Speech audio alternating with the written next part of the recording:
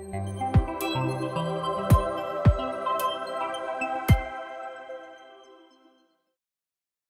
semuanya, kembali lagi dengan saya Givari Halika Utama selaku host di Biar Faham Podcast. Kali ini program khusus untuk Bacalek, yaitu hashtag Pilih Wakil Rakyat. Saya khususkan untuk teman-teman Biar Faham Podcast yang mendengarkan agar bisa memilih calon bacalon anggota dewan dengan bijak. Dan di sebelah kanan saya sekarang ini ada tokoh masyarakat nih yang akan mencalonkan diri di DPR RI. Begitu ya, Pak?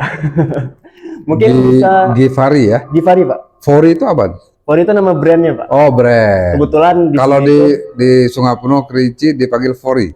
Kalau di Sungai Penuh dan Kerinci dipanggilnya Fori gitu. Kalau di Jawa? Kalau di Jawa Givari. Givari. Givari. Ya. Mungkin boleh diperkenalkan diri dulu, Pak. Nama Bapak siapa, terus kesibukannya apa aja nih ke teman-teman Biar Faham Podcast. Baik. Givari ya. Podcast Fori. Creative Space. Creative Nama Space. podcastnya itu Biar Faham, Pak. Oh, Biar Faham. Biar teman-teman paham gitu. Oke, baik. Terima kasih. Assalamualaikum warahmatullahi wabarakatuh. Waalaikumsalam. Saya Haji Nuzran Joher, SAG MSI. Untuk masyarakat Kota Sungai Penuh, Kerinci, Provinsi Jambi mungkin tidak asing ya. Ya. Sering tampil di berbagai ajang kontestasi politik. Nah, ternyata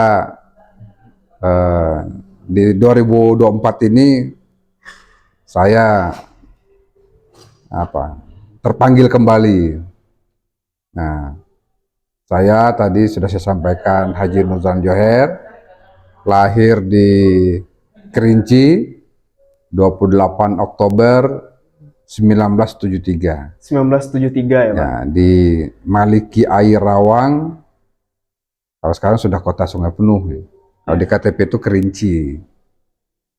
Kalau 28 Oktober 1973, insya Allah hitungan sekarang tanggal berapa nih? Tanggal 19 ya? Ya, 19. Nah, sebentar lagi saya akan ulang tahun emas. Tepat 50 tahun. Dan Bapak ulang tahunnya di sini ya? Kemungkinan di jalan. Ya, karena jadwalnya yang padat. Karena jadwal yang padat, ya saya lagi lahir di Malika Air Rawang, Hampan Rawang. Nah, sekarang saya katakan bahwa 28 Oktober nanti itu tepat 50 tahun. Ulang tahun emas saya. Oke, yang umur yang ke 50 tahun. 50 tahun. Kemudian pendidikan saya ada dua ya, SD dan pesantren. Dulu ada pesantren Tawalib Rawang namanya. Nah, juga SD 16/3 di Amparan Rawang, Kota Beringin. Kemudian saya melanjutkan ke MTSN Sungai Penuh ya di Sumur Anyir sini. Ya. Terus saya melanjutkan ke PGAN, Pendidikan Guru Agama Negeri Kota Sungai Penuh. Sekarang sudah nggak ada lagi. Sekarang udah alih fungsi jadi MAN. Oke. Yang di Kotololo. Ya. Kemudian tamat PGA 92, saya meneruskan ke sarjana S1 di IAIN Imam Bonjol Padang. Sekarang sudah UIN ya. Sekarang sudah UIN ya. UIN. Saya menyelesaikan studi S1 agak lama nih. Agak lamanya karena jadi aktivis. Saya masuk, awalnya saya itu PMII di Padang itu.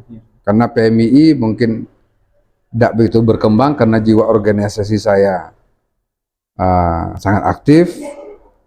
Akhirnya saya masuk HMI. Ya. Kemudian 98 saya tamat 6 tahun. Karena terlambat tamat ini dikarenakan jadi aktivis. Karena saya aktif di intrakampus. Dari HMI, saya jadi sekretaris jurusan, himpunan jurusan, kemudian sekretaris senat mahasiswa fakultas, dan terakhir sebagai presiden mahasiswa. Waktu itu namanya ketua umum senat mahasiswa institut. Jadi presiden mahasiswanya UIN Imam Bonjol. Nah, disambut dengan pergerakan reformasi 98.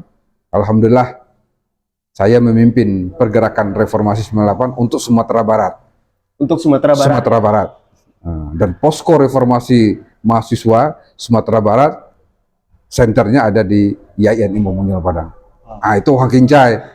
Langsung pernah yang memimpin. Saya memimpin 48 perguruan tinggi se-Sumatera Barat beserta aktivis gabung secara nasional. Jadi kita menumbangkan Soeharto pada saat itu dengan isu perubahan, reformasi untuk Republik Indonesia. Oke. Setelah itu, apalagi nih perjalanan hidup Bapak yang Nah, mungkin bisa digali gitu? Saya nggak tahu ya, karena mungkin karena jiwa organisasi saya kuat, di dusun ya, di desa, saya juga sekretaris Karang Taruna. Kemudian di SD saya aktif di Pramuka, MTS saya juga aktif di OSIS. Iya. Nah di PGA ya setingkat SMA saya ketua OSIS juga Pramuka. Jadi ternyata memang jiwa organisatori saya terbentuk memang dari kecil. Dan jiwa leadership-nya juga ada pada saat Bapak menjalankan organisasi-organisasi di sekolah ya Pak? Ya, termasuk yang sifatnya informal ya, di kampung ya. Saya ditunjuk sebagai sekretaris Karang Taruna, pemuda. Di semua aktivitas dimanapun saya berada tidak terlepas dari aktivitas seorang organisatoris.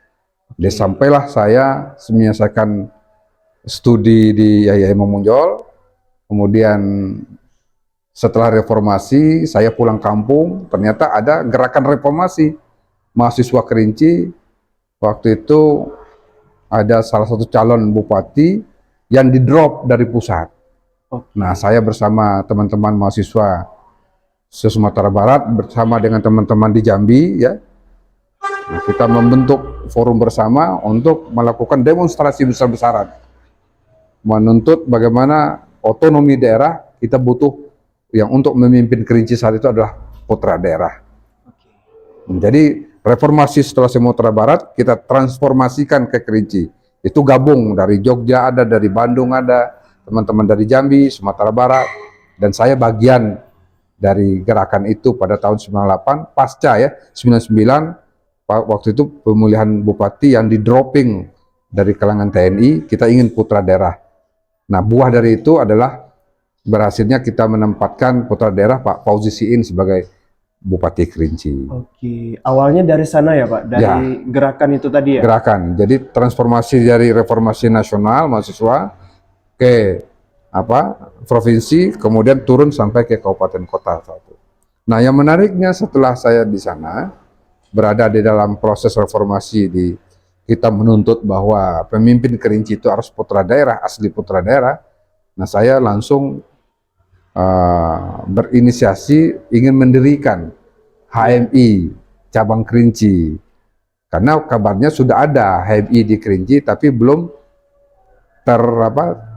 terdaftar di PB ya, pengurus besar pusat.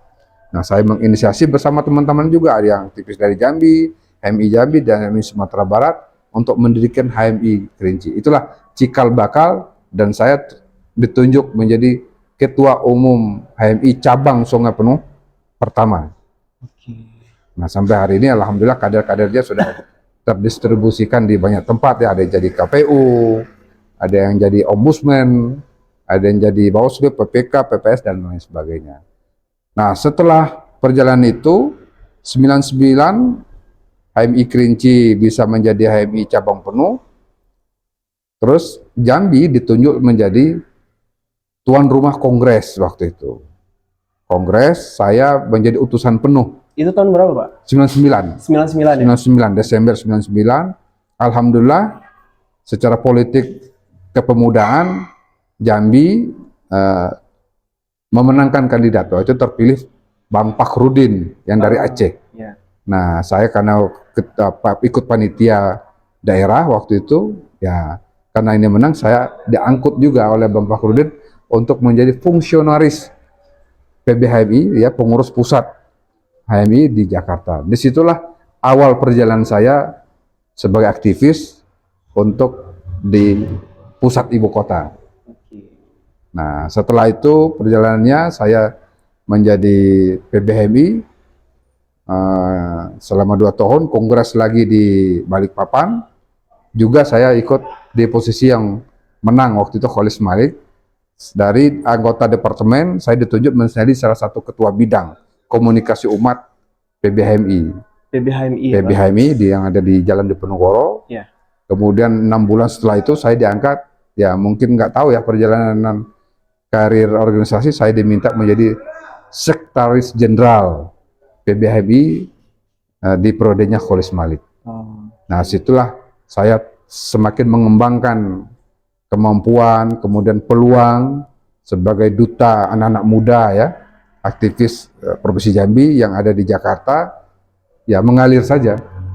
Mengalir dalam arti ya mungkin itulah fashion saya ya, mungkin bergerak di bidang aktivis, ya udah saya berteman dengan networking dan jaringan nasional ya, baik itu alumni HMI yang menjadi menteri, yang berada di berbagai sektor, apakah pengusaha dan lain sebagainya. Nah, saya berprinsip begini, menjadi aktivis adalah apa manfaatnya bagi masyarakat. Saya berjuang untuk itu dan saya menempatkan selama saya di Jakarta, bagaimana saya menjadi duta anak muda, duta masyarakat Jambi untuk kepentingan Jambi. Tentu wabil khusus waktu itu cabang Kerinci ya, dan Sungai Penuh sebelum dimekarkan. Nah, niat ini mungkin saya memahaminya, ya ini bagian dari ibadah menurut saya. Ya, alhamdulillah sampai hari ini saya bisa seperti ini. Oke, gitu. Menarik. Dan awal mulanya Bapak terjun ke dunia politik itu, maaf kita bicara ini ya, duduk di kursi pemerintahan gitu. Ya. Nah, itu tahun berapa, Pak? Ya, mungkin karena saya backgroundnya aktivis, ya. Tentu milieu ataupun lingkungan hidup saya lebih banyak dipengaruhi oleh isu-isu kepentingan masyarakat ya. Kenapa? Ya politik kan itu, bagaimana merebut kekuasaan tapi digunakan untuk mensejahterakan rakyat, mendapat amanat dari rakyat dan bekerja untuk kepentingan rakyat. Betul. Nah, karena saya ada di Jakarta, tentu senior-senior HMI itu kan tersebar. Ada yang jadi pengusaha, ada yang di eksekutif, para menteri, birokrat, kemudian ada yang di DPR. Nah, kita kan karena senior itu banyak yang di DPR RI, ya saya bersentuhan dengan Senayan itu hampir dalam seminggu bisa 2 kali. Ya, meminta isu-isu apa yang harus kita sampaikan, pernyataan sikap sebagai aktivis, kita formulasikan dalam sikap politik PBHMI ya. Dari sisi apakah itu isu politik, isu keagamaan, pendidikan, kemudian isu kedaerahan, lingkungan hidup, keumatan, kebangsaan. Nah, ini kita bergulat dengan kemampuan menerjemahkan apa yang kita harapkan dengan ide gagasan Indonesia, dengan visi HMI dan fakta dari lingkungan apa yang terjadi di tengah masyarakat. Nah, sampai kan proses itu, ya itu yang membentuk saya sehingga saya berpikir bahwa apa sih politisi itu, kemudian apa sih yang diperbuat oleh anggota DPR, karena saya dalam seminggu pasti berinteraksi dengan senior-senior. Oh, di sini saya pikir, oh di sini orang menentukan nasib rakyat itu ternyata di gedung Senayan yang gagah megah ini ya. Nah, ini kan terus saya lihat, saya berpikir satu saat kenapa tidak ya, karena pengalaman, kemudian pengetahuan, jaringan. Nah, tanpa saya sengaja apa-apa, tanpa secara kebetulan itu mengalir saja. Nah, akhirnya saya dibawa oleh arus untuk bicara dalam lingkungan politik itu. Jadi memang proses ini, ya itulah yang saya alamin. Iya. Dulu Bapak juga sempat di DPD dan juga MPR RI ya, akhir-akhir ini ya, beberapa tahun ke belakang gitu. Bisa diceritain nggak Pak? Fungsi DPD, fungsi MPR, terus apa aja yang pernah Bapak lakukan di situ? Ya. Karena proses saya sampaikan tadi di bidang politik, karena lingkungan saya yang membentuk. Nah, saya kan menyambung S1 saya kan di Institut Ilmu Pemerintahan. Betul. Salah satu mata kuliah itu ada namanya mata kuliah konstitusi. Nah, disitulah awal cikal bakalnya saya mendapat informasi bahwa dalam sistem ketenegaraan kita akan ada lahir sebuah lembaga negara namanya DPD. Nah, DPD ini buah dari hasil reformasi. Kenapa lahirin DPD? Karena masyarakat daerah kan diminta tidak hanya partai politik yang menentukan nasib bangsa ini, tapi ada sumbangsih dan peran dari tokoh masyarakat daerah. Nah, itulah lahirnya DPD. Nah, waktu itu salah satu mata kuliah konstitusi saya mendapat tugas dari dosen bahwa ini akan lahir ada satu lembaga namanya Dewan Perwakilan Daerah, yang sebelum DPD namanya DUD. Namanya DUD dulu DUD dalam gagasan perubahan Undang-Undang Dasar ya. DUD itu kan Dewan Utusan Daerah. Karena disingkat DUD, nggak bagus bunyinya, maka dirubah menjadi DPD. Dewan Perwakilan. Jadi utusannya U itu diganti dengan perwakilan. Jadi awalnya namanya itu tadi Pak? DUD tadi ya? DUD karena nggak bagus namanya kalau disingkat DUD ya. Makanya dirubah jadi DPD. Nah, di situ. Nah, jadi itu sejarah lahirnya DPD ini. Nah, saya belajar, kebetulan saya banyak membaca buku-buku Prof. Jimli Asyidiki, dan dia sebagai orang yang konseptor, salah satu konseptor lahirnya ini kan, bersama partai politik waktu itu kan, dan Golkar dan lain sebagainya. Nah, saya pikir ini saya pelajari, saya membuat tugas tentang DUD ini, Dewan Utusan Daerah. Saya ambil referensi, wah ini bagus juga. Bagus dalam arti bahwa ini akan ada utusan orang daerah yang tidak ada embel-embel partai politik, dipilih langsung oleh rakyat. Nah, saya menghitung waktu itu sebagai anak muda ya, umur saya waktu itu 31 tahun. Saya berhitung, kalau saya selama ini punya jaringan ke bawah, kemudian saya sebagai aktivis di mana ada adik dari Provinsi Jambi ke Jakarta, ya insya Allah di atas 90% pasti bertemu saya. Ya, saya fasilitasi mau ketemu siapa.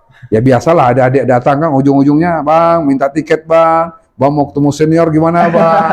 Ya kan, Bang kami mau nginap di mana Bang? Bang belum ada makanan ini. Ya saya sebagai senior HMI ya saya harus mau akomodir mereka. Ya, nah jaringan-jaringan ini yang saya pakai untuk bisa berkomunikasi dengan rakyat.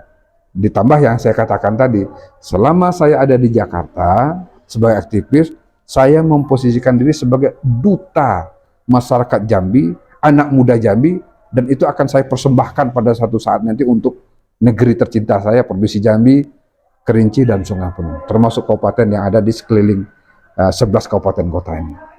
Apa yang saya lakukan sebagai aktivis? Saya pernah mengadakan seminar nasional tentang reformasi. Saya menghadirkan Marwah Daud Ibrahim ke Kerinci, kemudian Andi Malarangeng sebagai tokoh otonomi daerah ya, Muslimin Nasution, mantan Menteri Kehutanan. Waktu itu kita bicara tentang prospek hutan lindung dan TNKS dalam otonomi daerah. Amin Rais yang kita bawa ke sini. Nah, saya bilang waktu itu belum jadi apa-apa. Ya, karena kita jadi duta menyambung kan kepentingan daerah ke pusat, ya saya tentu senior-senior membawa saya. Ya, dengan sendiri saya jadi populer, belum jadi apa-apa bisa menghadirkan mantan menteri, tokoh-tokoh nasional di sini. Nah, ini yang saya katakan, berikan menjadi duta, menjabatani kepentingan daerah, dan kita hadirkan pemikiran-pemikiran Jakarta, bagaimana memperluas akses pemerintah daerah untuk bisa mengambil peran dan mendapat kesempatan untuk bisa membawa program-program nasional ke daerah, provinsi, dan kabupaten yang ada di sini. Menarik. Kalau yang di MPR nih Pak? Nah, kan DPD sampailah saya, jaringan itu yang saya manfaatkan. Saya waktu itu pas dicalonkan untuk menjadi Ketua Umum PBMI, saya nggak mau. Karena berbarengan dengan pemilu 2004 waktu itu. Nah, orang sibuk untuk nyalon PBMI, saya sibuk untuk mencari KTP waktu itu. Karena posisi saya masih sekjen PBMI. Ya, tinggal saya kontak adik-adik yang ada di kabupaten kota. Dek, kau cari KTP untuk abang ya? Oh siap bang. Jadi mereka lah yang bekerja baik dari teman-teman adik-adik IMM kan, maupun PMI, HMI. Itu bagian dari tim yang bergerak untuk saya untuk bisa mendapat. Nah, jaringan ini yang saya manfaatkan, yang saya pakai untuk sama-sama berjuang untuk menuju Senayan waktu itu. Alhamdulillah dengan usia 32 tahun terpilih dengan suara terbanyak 137.000 suara. Wow. Nah, itu satu-satu anak muda aktivis waktu itu ya menjadi role model untuk bagaimana kiprah anak muda, dan saya diundang di mana-mana untuk memberikan pengalaman di beberapa tempat untuk memberikan support kepada anak muda. Jangan tidak ya, artinya jangan apatis terhadap politik selagi kita mampu memberikan pemahaman kepada anak-anak muda kita. Oke. Menurut Bapak nih, kan sekarang Bapak sebelumnya pernah menjabat di DPD RI, terus juga sekarang ingin mencalonkan lagi di DPR ini, dan sebelumnya juga pernah di MPR RI. Ya. Nah, MPR RI ini bagian apa, Pak? Belum. Jadi gini, ada yang menarik, ada yang menanyakan ke saya, Pak Nuzran dulu DPD apa yang diperbuat? Ya, betul. Ya, saya sangat memahami bahwa tugas dan fungsi DPD sesuai dengan dalam konstitusi kita pasal 22D itu kan hanya kata-kata dapat. Maksudnya, Pak? DPD itu adalah sebagai lembaga negara dengan fungsi dan tugasnya hanya membahas, merumuskan aspirasi masyarakat, membahas dapat mengajukan undang-undang.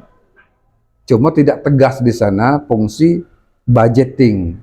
Oke. Jadi dia tidak bisa mengeksekusi aspirasi masyarakat. Kan saya sebagai anggota nih DPD kan turun ke bawah, menyerap, merumuskan, menampung masyarakat. Ada yang ingin jembatan, ada yang anaknya ingin beasiswa. Nah, DPD tidak punya kewenangan itu. Yang punya kewenangan hak budget, menganggarkan berapa jatah Provinsi Jambi, kabupaten kota untuk mendapatkan kuota anggaran nasional, itu ada di teman kita di DPR. Jadi banyak yang mengatakan istilahnya bahwa DPD ini adalah lembaga dengan kayak dalam pengertian seperti ormas, LSM, hanya bisa menyuarakan. Ya, tapi tidak bisa menganggarkan, tidak bisa mengeksekusi kue pembangunan Jakarta Pusat itu untuk sesuai dengan aspirasi yang sehingga saya sempat dalam tanda petik ya, kalau begini caranya, wah susah juga. Kenapa? Yang memilih saya 137.000 suara lebih, terutama di suara masyarakat Kerinci dengan Sungai Penuh waktu itu hampir 60.000. Nah, mereka kan menginginkan, Pak Nuzran gimana? Apa yang Anda perbuat untuk masyarakat Kerinci dan Jambi? Iya. Tapi faktanya tugas dan wewenang kita terbelenggu dengan kewenangan yang terbatas itu. Akhirnya saya memberanikan diri untuk lebih maju lagi, menghargai suara 65.000 dari Kabupaten Kerinci itu. Saya bismillah maju calon bupati waktu itu.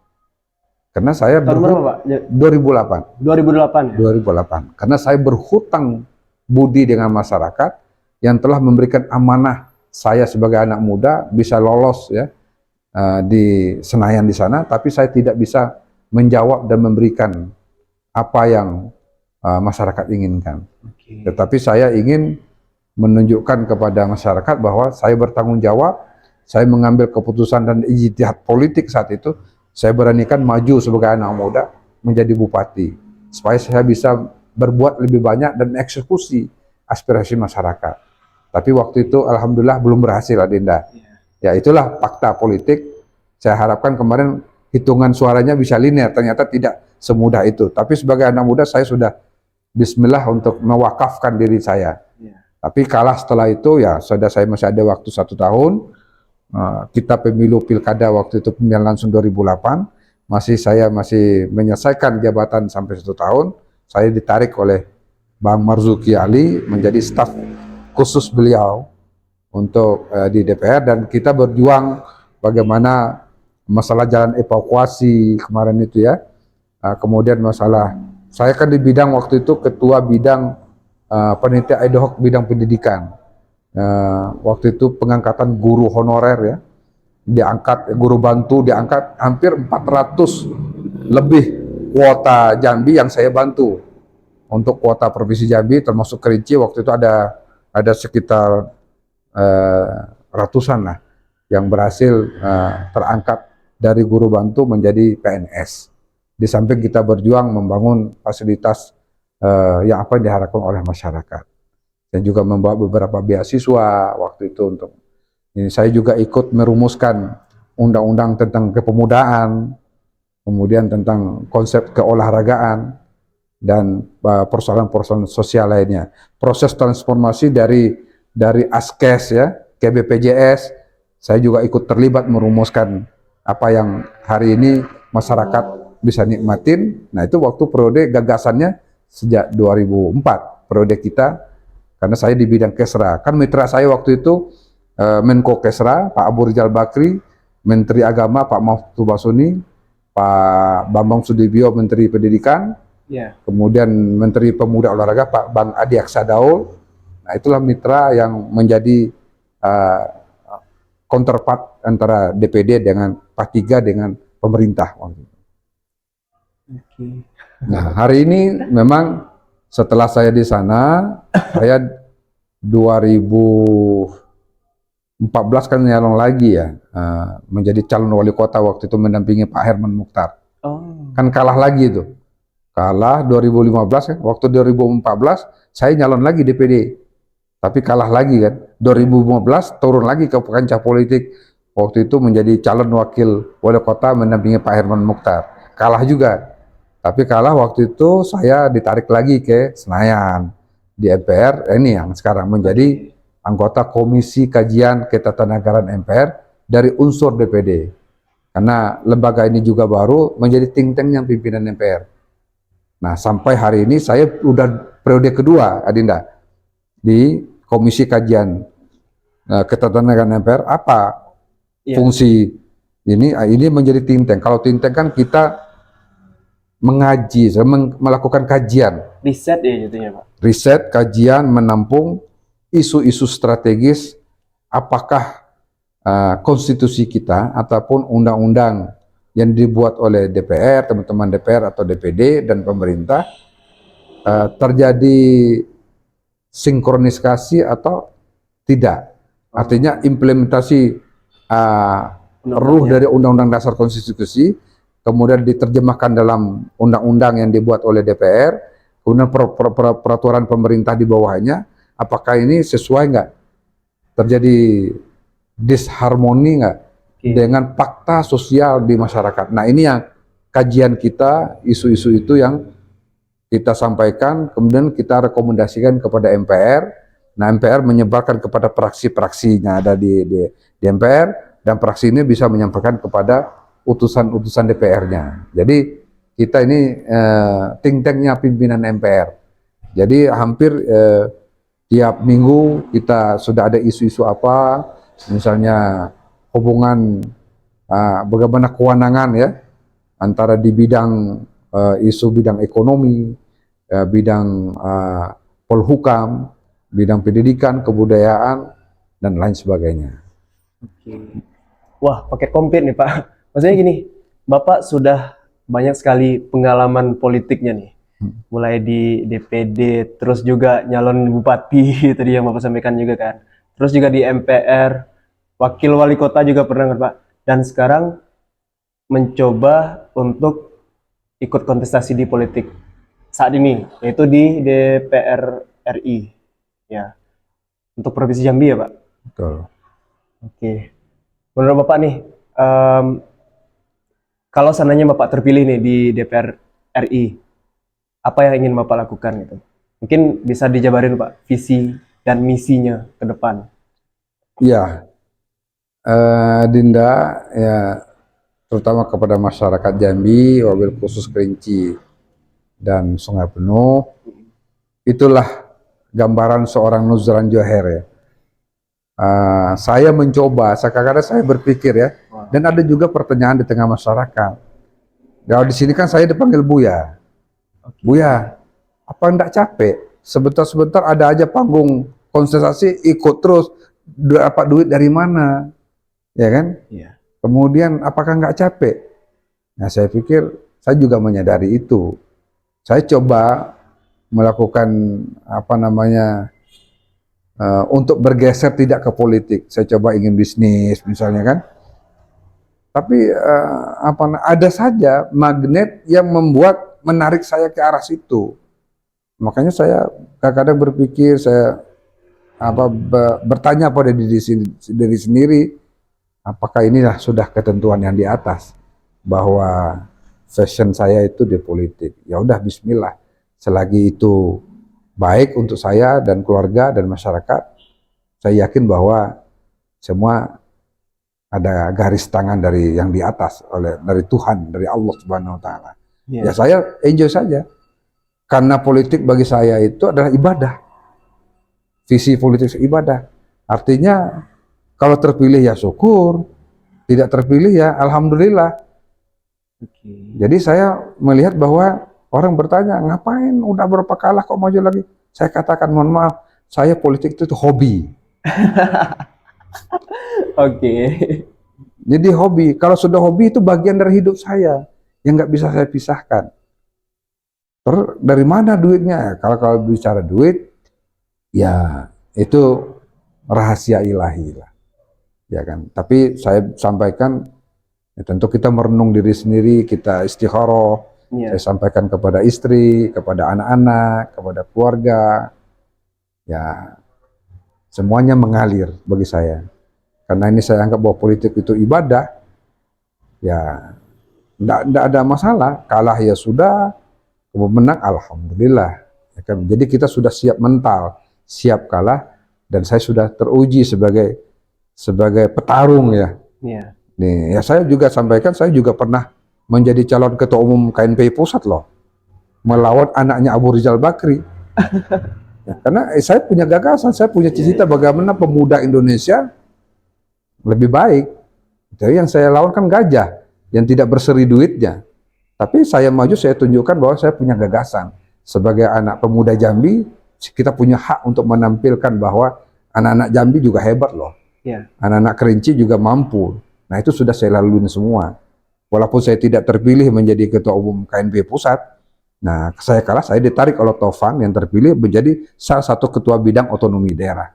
Nah situ saya bergaul lagi dengan kepemudaan dalam konteks bicara pemuda tingkat nasional maupun internasional. Saya juga sebagai duta dan bersama Pak SBY waktu itu pertukaran pemuda ya, delegasi 100 pemuda Indonesia melakukan kunjungan dan riset ke Beijing, Tiongkok.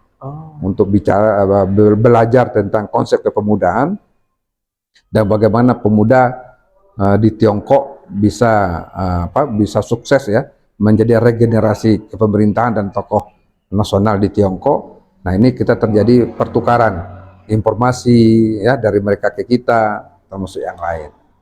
Nah ini harus kita manfaatkan. Jadi sekali lagi dengan jadi kalau di Senayan itu Adinda, kalau saya bicara Senayan itu sudah hafal seluk-beluk dan ruang-ruang tikusnya.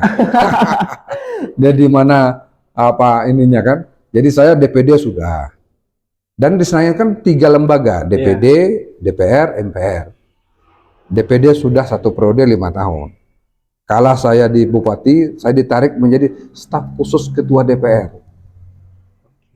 5 tahun, berarti sudah 10 tahun. Lalu saya maju lagi menjadi calon DPD lagi, kala saya terpilih menjadi anggota komisi kajian ini. Ya kan, masuk 15 tahun. Nah ini sudah periode kedua.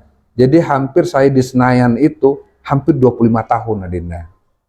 Dengan berbagai, pernah DPD. Ini udah tahu seluk-beluknya ya. Nah, yang Bapak bilang tadi jalan tikus. Jalan tikusnya. Kalau saya misalnya hari ini muncul lagi sebagai calon anggota DPR, ya kita udah ada belajar lagi lah, kan gitu kan. Jadi kalau jadi udah langsung bisa kerja.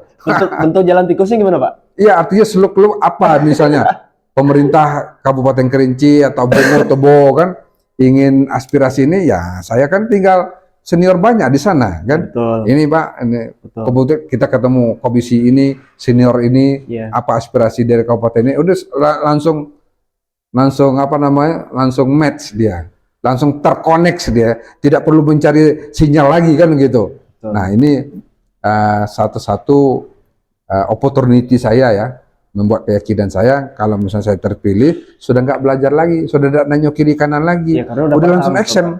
Betul. Ada, udah langsung action kita. Jadi nggak coba-coba, udah langsung. Ini paket jos gitu. Oke. Tapi itu semua kita serahkan kepada masyarakat yang akan menilai. Kebetulan saya dari Partai Nasdem, ya, partainya Pak Surya Paloh. Iya, Pak. Saya salut dengan beliau, dia orang Sumatera, Ah, tidak bercita menjadi presiden. Nah, kemudian ini mungkin kehendak yang di atas ya, bahwa dia memilih menjatuhkan pilihan kepada Anies sebagai simbol perubahan untuk bangsa kita. Nah itu ya menjadi kenapa saya menjatuhkan pilihan masuk ke Partai Nasdem dan berikhtiar, berkeyakinan untuk siap bertarung dalam tanda petik ya, berkompetisi dengan teman-teman partai lain untuk menjadi calon legislatif, calon anggota DPR RI dari Partai Nasdem. Alhamdulillah, saya orang baru di Nasdem, tidak punya jabatan apapun, ya dapat nomor urut 2. wow. Setelah Pak Pasa ya, wali kota. Ya, orang banyak mempertimbangkan, wah ini nomor 2 kok baru ini langsung ini ya. Saya mengalir saja. Kalau memang itu terbaik ya silakan. Saya tidak pengaruh mau nomor 1, 2, 3. Tapi kalau katanya ini nomor 2, nomor cantik katanya. Tapi cantik ya, yang penting bisa berhasil nembus angka untuk bisa kita duduk kota kursi Nasdem untuk merebut kursinya menjadi utusan di DPR nanti. Ini pertanyaan lagi, Pak. Kalau seandainya Bapak terpilih tadi, apa yang akan Bapak lakukan untuk Provinsi Jambi? Nah, tadi kan ada yang bilang ada apa visi misi. Visi misi tadi. Nah, ini saya koreksi. Boleh. Sebagai calon legislatif itu sebenarnya tidak ada visi misi. Ya. Kalau visi itu visi partai. Yep. Misinya misi partai. Yang bertarung sebenarnya di pemilu itu bukan Nuzran Joher, bukan nama-nama yang lain, itu partai politik. Ya. Makanya dikatakan bahwa pemilu dilaksanakan itu adalah untuk memilih, ya kan, calon legislatif. Yang pemilu yang dipilih itu partai. Iya betul. Kemudian ia mengisinya baru nama-nama itu. Betul. Jadi kami sebagai calon anggota tidak punya visi. Yang punya visi itu adalah partai politiknya. Mungkin koreksi ya Pak, keinginan Bapak untuk membantu masyarakat. Jadi gitu. Sebagai orang yang ditaruh untuk memperjuangkan mendapat kursi, tentu saya harus meyakinkan masyarakat. Betul. Jadi apa yang akan saya lakukan kalau seandainya terpilih? Betul. Nah, tentu tidak terlepas dari apa tugas DPR itu sendiri. Betul, betul. Tugas wewenang kan ada 3 dia. Ya. Fungsi pengawasan ya, fungsi pengawasan, kemudian fungsi budgeting ya, kemudian fungsi legislasi. Tentu apa yang menjadi aspirasi? Yang paling diinginkan rakyat adalah bagaimana kue Jakarta itu bisa muncul ke daerah kita. Apa? Isu Jambi ya, kalau kita bicara Jambi ya. Iya, Pak. Jambi ini kan terkenal dengan kawasan hutan yang banyak. Betul. Saya ingin juga mengangkat isu-isu lingkungan itu. Bagaimana Taman Nasional yang ada 4 Taman Nasional di sebelah, Taman Nasional Berba, Bukit 30, itu bisa menjadi apa namanya, kita rumuskan menjadi isu-isu internasional. Sekarang kan sudah ada carbon trade ya, penjualan karbon. Iya betul. Nah kemudian ada beberapa saya dapat informasi bahwa Jambi itu merupakan karbon terbesar. Iya. Dan Jerman sendiri melirik itu. Yang kemarin diresmikan sama Pak Jokowi juga kan Pak? Iya.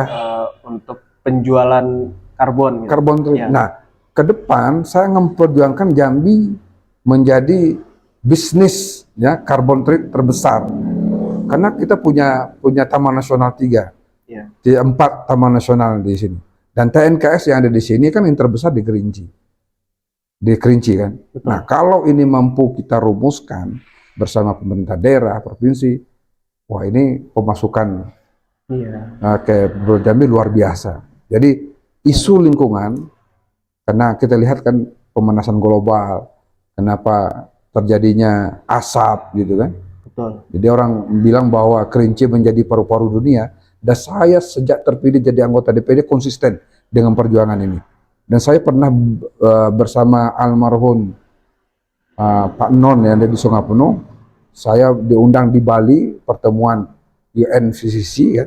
Saya bicara mewakili utusan daerah tentang pembagian kompensasi Kerinci dan Jambi yang menjadi paru-paru dunia. Dan itu terus sampai sekarang saya konsen untuk perjuangan-perjuangan itu bersama LSM. Nah, saya ingin mengangkat isu itu bagaimana Jambi ya dari sisi ekonomi masuk dalam menjual hutan yang banyak ini kita kompensasikan dengan penjualan karbon. Yang kedua, saya melihat bahwa Jambi dengan lahan yang banyak bagaimana menjadi ketahanan pangan. Ya, kita memetakan bahwa daerah-daerah pertanian yang kuat, kan? Kenapa menjadikan Jambi menjadi lumbung ketahanan pangan? Apalagi kemarin kan Pak Presiden ngomong, siapapun terpilih menjadi presiden, bagaimana masalah ketahanan pangan. Nah, saya pikir Jambi dengan kawasan yang masih luas, kenapa tidak cepat mengambil ini? Jadi isu lingkungan dan ketahanan pangan itu menjadi prioritas saya. Yeah. Nah, di samping menumbuhkan sektor-sektor pertumbuhan ekonomi baru. Saya sangat miris ya, kita lihat pemerintahan Pak Jokowi, kenapa Jambi tidak mendorong membentuk kawasan ekonomi khusus, ya perdagangan khusus, padahal di Muara Jambi itu bisa. Nah itu saya juga konsen untuk memperjuangkan itu, sehingga semua produk-produk dari semua 11 kabupaten kota bisa masuk di kawasan ekonomi khusus itu, sehingga bisa memanfaatkan pelabuhan samudra yang lagi dibangun yang sekarang belum juga selesai, itu bisa menjadi ini. Dan yang khusus untuk Kerinci, Sungai Penuh, tentu ini adalah kota wisata. Betul. Nah, saya juga akan memperjuangkan bagaimana akses perhubungan kita betul-betul tuntas. Dinda, waktu saya menjadi staf khusus, saya sudah mendatangkan ketua DPR loh, bersama Pak HBA ya. Iya. Kemarin kan Pak HBA mengatakan bahwa jalan evakuasi Lempur itu sudah mulai dibuka. Itu perjuangan saya menjadi sekjen masyarakat peduli Kerinci khusus berjuang tentang jalan evakuasi. Oh iya ya Pak? Iya. Nah, waktu itu ketua MPK-nya Pak Herman Mukhtar, saya sekjen bersama dengan masyarakat Kerinci. Kita sudah ketemu gubernur, sudah ketemu ketua DPR, dan ya waktu itu ya mohon maaf ya, yang tidak setuju ya dari Kabupaten Merangin waktu itu. Kenapa tuh Pak?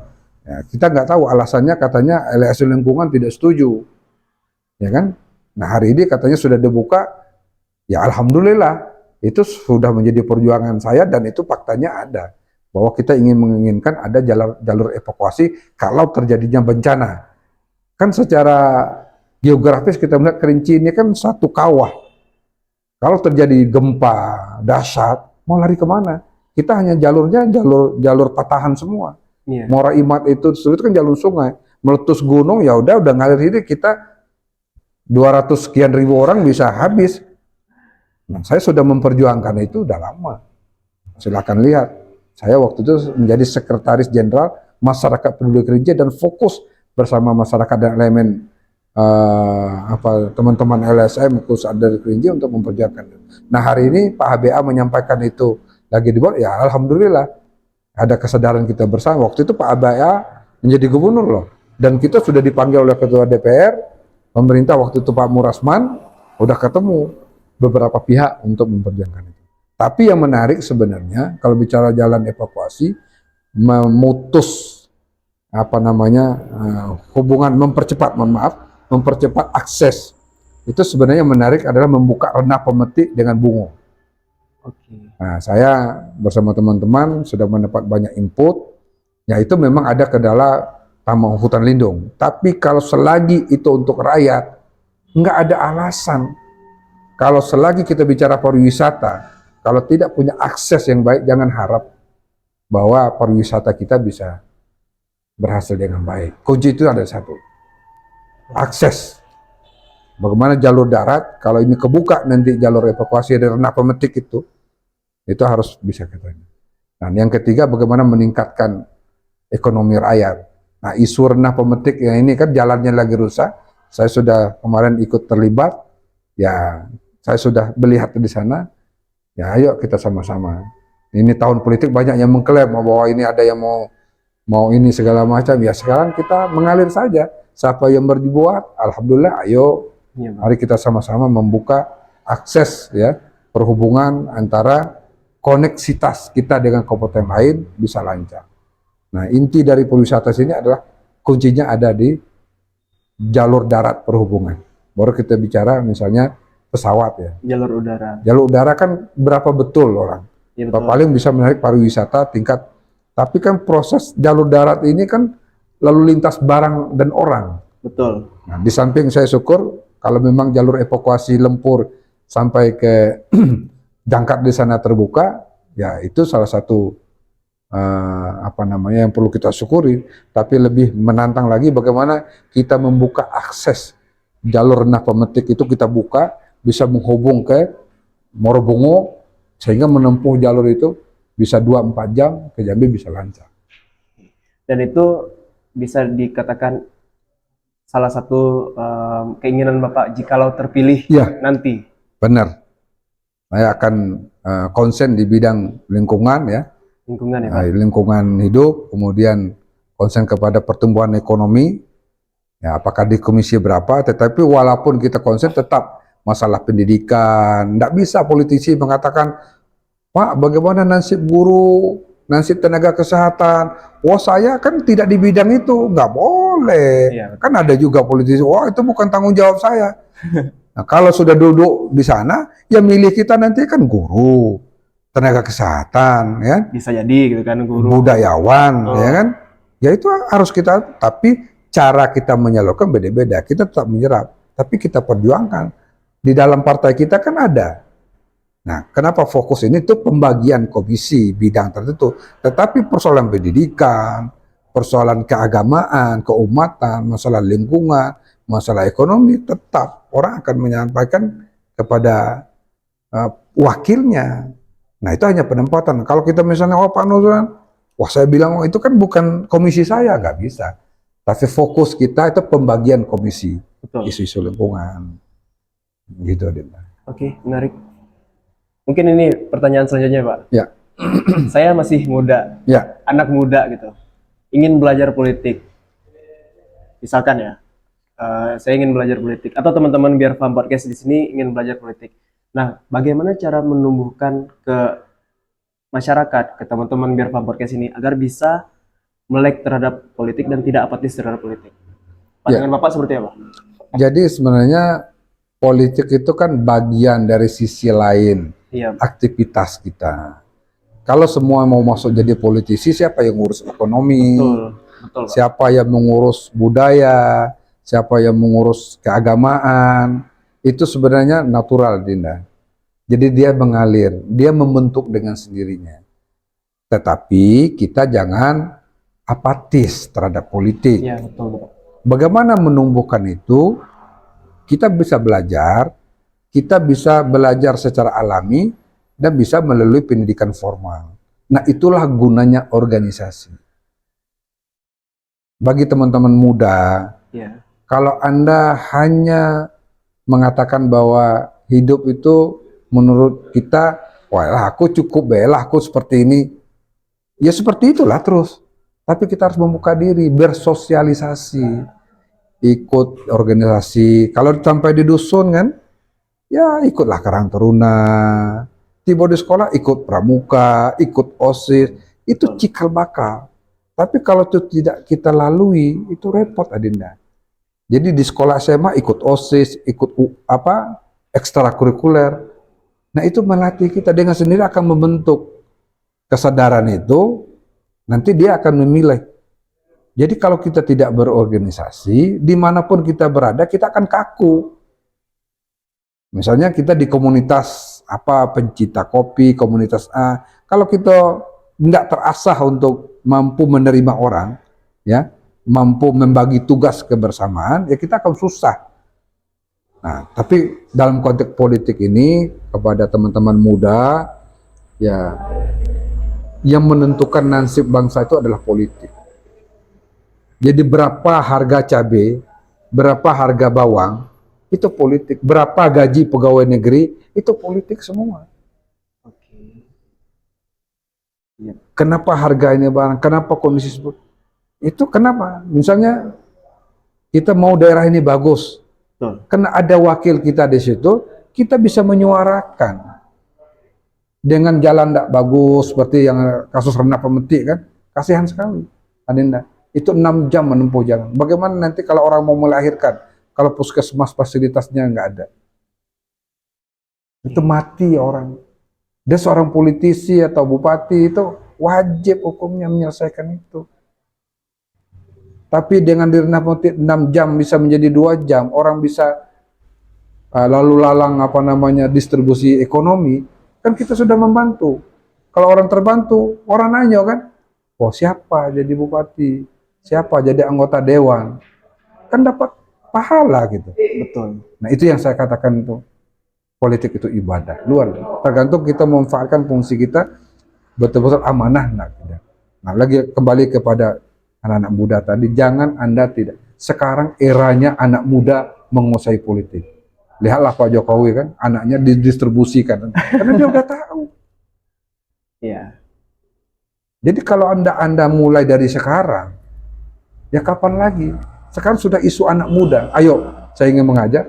Saya makanya, karena yang sudah terlatih, nggak tahu kan, umur 32 udah langsung ke Senayan, Adinda. Tidak menjadi anggota DPRD kabupaten, kota, dan provinsi, langsung ke Senayan. Temannya siapa? Presiden, menteri. Oke. Iya kan? Nah Iya. kita ikut, bisa bisik-bisik presiden, bisa bilang, Pak, bantu Jambi kayak gini. Nah kalau banyak anak muda Kerinci Jambi yang ini, ya kita harapkan, ayo kita semua jangan apatis, jangan benci dengan politik.